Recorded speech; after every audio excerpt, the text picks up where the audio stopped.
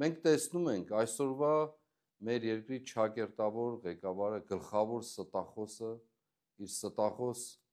փոքրիկ խմբակով, բոլոր անկումների, բոլոր կորուստների մեջ մեղադրելով բոլորին բացի իրենից, հնարավոր բոլոր տարբերակներով, բոլոր շերտերով, մինչև անգամ մեծ ու փոքր պետությունների, շրջապատի, յուրաքանչյուրին, բոլորին, բացի իրենից, ինքը մեղավոր չէ ոչինչի մեջ, ոչ մի բանի մեջ սխալական չէ, բոլորը մեղավոր են, բոլորը հանցագործ են, բոլորը սխալական են, բացի ինքը։ Եվ դրա համար է ասում, Աստված է արդարացնում, ոչ թե ինքդ քեզ։ Եվ այդ ստախոսության եւ մեղքը չընդունելու պատճառով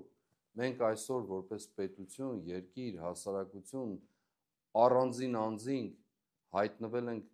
տառապանքի այս հովիտի մեջ, որից ազատագրվելու եղանակներն ու միջոցներն ենք անընդհատ փնտրում։